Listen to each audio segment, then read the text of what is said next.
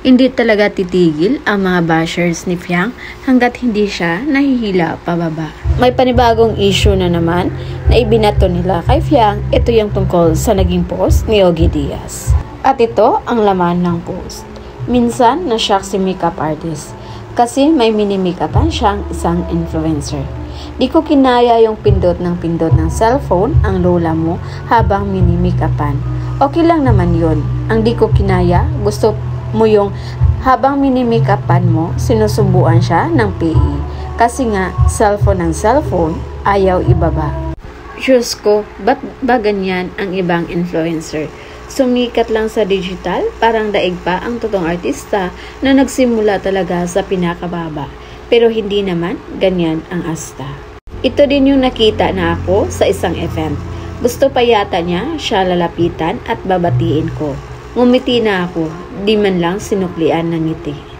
Baka nahihiya lang sa'yo, Mama Ogs, sabi ng makeup artist.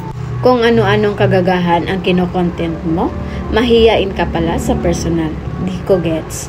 Anyway, baka nga ganun talaga siya.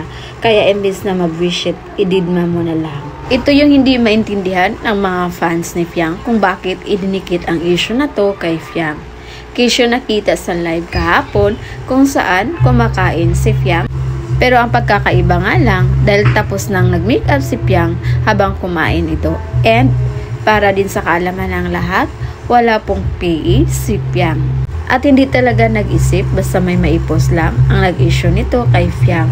Dahil ang post ni Ogie Diaz ay 2 days ago na. So malamang nangyari na yun bago pa yung video ni Fiang kung saan kumakain siya. Kaya may pakiusap ang mga supporters ni Fiang na tama ng kaka-issue kay Fiang sa mga bagay na hindi naman talaga konektado. Dahil ikakasira niya kahit pa blind item ito. Marami kasi ang nagkukunik sa pangalan ni Fiang sa kahit anong issue. Maawa na daw sila kay Fiang dahil wala naman itong ibang ginawa kundi ang magpasaya sa kanyang mga supporters. So yun muna yung pa-update natin guys. And again, this is Vinoles TV. Thank you for watching.